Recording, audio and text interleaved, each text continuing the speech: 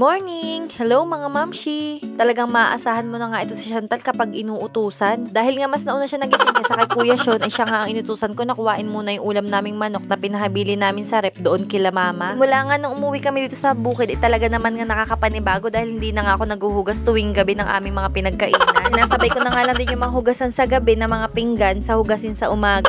Dahil hindi naman dito kagaya sa bayan na may gripo na isang pihit mo nga lang ay may tubig na nalalabas. Dito sa bukid ay kailangan mo talaga magtipid ng tubig dahil nga medyo malayo pa yung iigiban. At isa pa nga ay binabalagwit dito ang tubig. Kung makikita mo nga lang kung paano umigib ang mga tao dito ay talaga mapapaawa ka. Yung inagahan ko nga din talaga ang gising ko ngayon para nga marami akong magawa. Ang araw na nga kasi nagrereklamo ang asawa ko dahil tanghali na nga daw ako palagi gumising. Alam nyo mga mamshi, ito talaga minsan yung nakakaiyamot sa pag-vlog eh. Yung akala mo nakabidyo ka pero hindi naman pala. Oo, akala ko talaga mga mamshi nakaplay yung video habang nagbabalat ako ng patatas at ng sibuyas. Yun pala hindi. Ano ba naman yan? Sintabi na nga din po sa mga taong masiselan dyan sa tabi-tabi. Dito lang talaga kami sa kaldero na to nag-iinit ang tubig ngayon dahil ngayon takuri namin ay nandun sa bahay na inuupahan namin sa bayan. Oo talaga mga mamshi, kahit na mag-init ka dyan ng tubig ay lasa pa rin dyan yung mga niluto sa kaldero na yan. Pero wala tayong magagawa dahil kape is life. Okay na din yan kaysa naman nga hiram kami ng hiram ng takore dun sa aming kapitbahay. At pati nga yung thermos namin ay nandun din nga sa inuupahan namin. Hayaan nyo mga mamshi at sa susunod ay sisikapin talaga namin makapag-provide ng bagong thermos at bagong takore para nga kapag umuwi kami dito sa bukid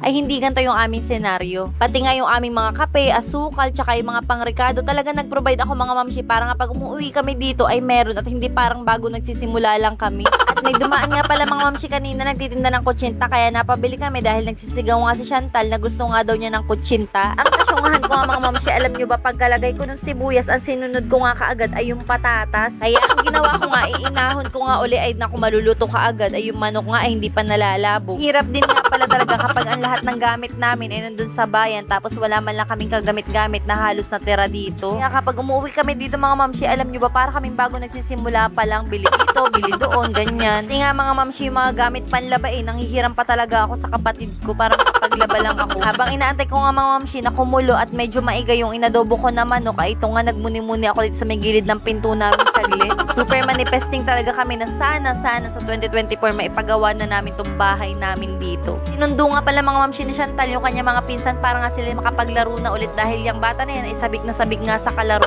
So nga maluto nitong adobo ay pinagaya ko na nga yung asawa ko ng pambaon niya dahil dadalhin nga daw niya sa bayan. Para naman nga daw hindi na siya magluluto mamaya doon ng kanyang kakainin sa tanghalian. Mamamasada kasi muna siya mga mamshi doon sa bayan habang andito nga kami sa bukid tapos aahon na lang siya mamayang gabi. At sana nga ay may ma-pick up siya na pasahero mamaya papunta sa bayan. So kumain na nga din pala kami mag-iina mga mamshi at di na nga pala sumabay sa amin yung asawa ko dahil nga pabayan na din daw siya ay baka daw matagtag yung tiyan niya kapag kumain.